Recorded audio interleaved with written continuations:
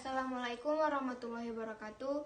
Kami kelompok 4, kami akan mempresentasikan hasil kerja kami yang berjudul ukuran gejala pusat dan ukuran letak. Sebelum melanjutkan ke materi, saya akan memperkenalkan anggota kelompok saya. Saya Maharani selaku moderator dan teman saya Tiara Mayanti, Ahi Sumini, dan Sri Rahayu Haryani Brutumangger. Materi yang pertama akan dibacakan oleh saya sendiri. Apa itu gejala pusat? Ukuran gejala pusat adalah suatu ukuran yang digunakan untuk mengetahui kumpulan data mengenai sampel atau populasi yang disajikan dalam tabel atau diagram. Gejala pusat adalah suatu ukuran yang digunakan untuk mengetahui kumpulan data mengenai sampel atau populasi yang disajikan dalam tabel atau diagram yang dapat mewakili sampel atau populasi. Ada beberapa macam ukuran tendensi sentral, yaitu rata-rata, mean, median, modus, kuartil, desil, dan persentil.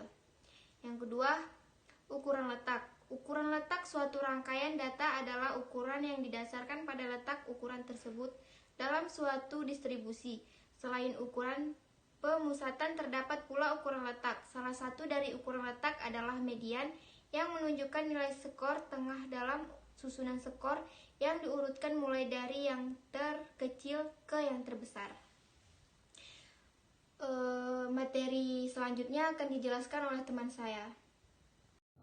Baik, materi yang selanjutnya mengenai macam-macam gejala pusat dan ukuran letak. Yang pertama ada min atau rata-rata hitung. Min dalam suatu penelitian itu kedudukannya sangatlah penting dibanding ukuran gejala pusat lainnya.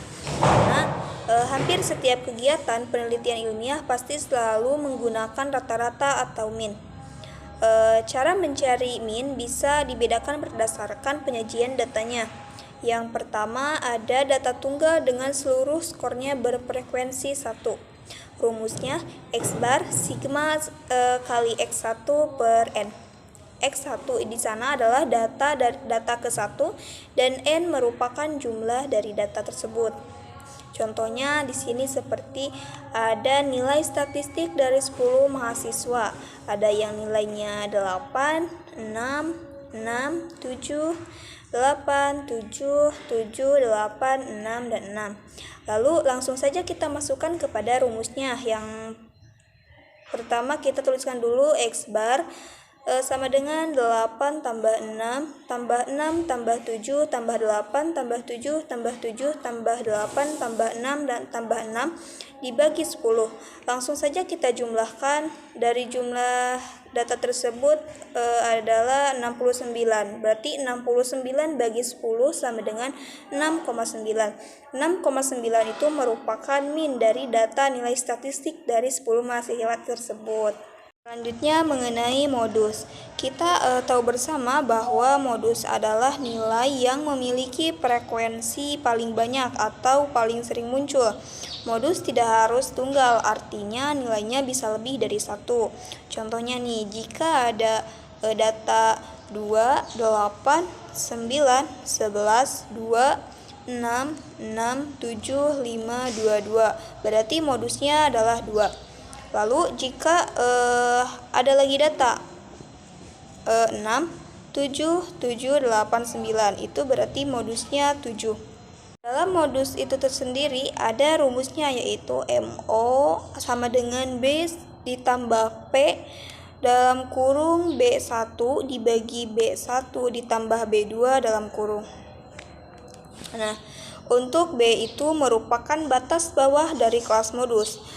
P panjang kelas, B1 merupakan frekuensi modus dikurangi frekuensi kelas sebelumnya, dan B2 merupakan frekuensi modus dikurangi frekuensi kelas sesudahnya. Langsung saja kita ke contohnya. Yang tadi aja kita yang interval yang contoh tadi min kita tempel aja.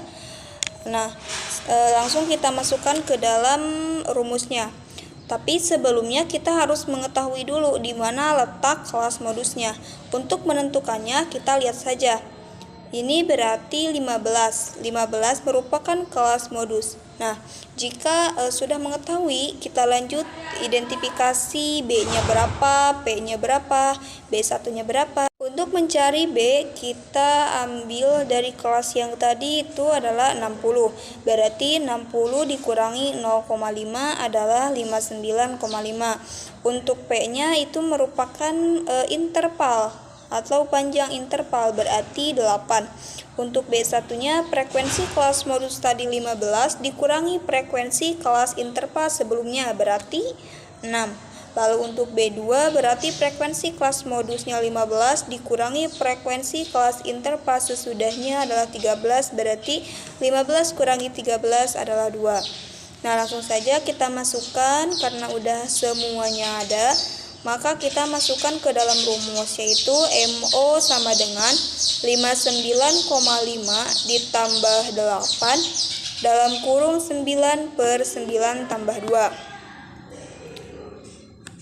Nah, ingat ya, harus berada nilai akhirnya harus berada di antara kelas modus itu sendiri. Kalau hasilnya di bawah atau salah, itu berarti salah dalam mengerjakannya. Nah, langsung saja kita jumlahkan 59,5 ditambah 8 dikali 0,81. Hasilnya itu 65,98. Selanjutnya, jika kita mencari min di Excel, pastikan ada data dulu yang udah dibuat, lalu kita langsung saja ke untuk mencari minnya. Kita tulis di sana sama dengan lalu average, lalu blok hasil dari FI dan XI, lalu lalu jumlah dari FI. Enter saja, nanti akan langsung ada hasilnya. Kita mencari modus di dalam Excel juga sebenarnya sama seperti cara manual, yaitu di dalam modus nanti jika sudah ada datanya, kita langsung saja ketik sama dengan hasil dari B itu berapa, lalu ditambah B1 per B2, lalu dikali dengan intervalnya. Nanti di enter saja, maka ada hasilnya. Sekian materi yang dapat saya sampaikan. Selanjutnya akan dijelaskan oleh teman saya. Perkenalkan, nama saya Sri Rahayu Haryani Brutumanggar. Di sini saya akan melanjutkan tentang median, yaitu median adalah suatu nilai yang membagi distribusi data menjadi dua bagian yang sama besar, atau suatu nilai yang membagi 50% frekuensi bagian atas dan 50% bagian bawah, sehingga frekuensi yang terdapat di atas sama dengan frekuensi yang terdapat di bawah. Oleh karena itu, median dari sejumlah data tergantung pada frekuensinya, bukan variasi nilai-nilainya. Adapun cara mencari median antara lain. Median bagi menjadi dua, yaitu yang pertama data tunggal. Data tunggal adalah sebagian atau seluruh skornya berfrekuensi lebih dari 1 sebelum dihitung mediannya. Data diurutkan lebih dulu dari data yang terkecil ke terbesar. Dan data berkelompok. Data kelompok adalah dalam distribusi kelompok. Untuk data yang disusun dalam daftar distribusi frekuensi sebagai berikut.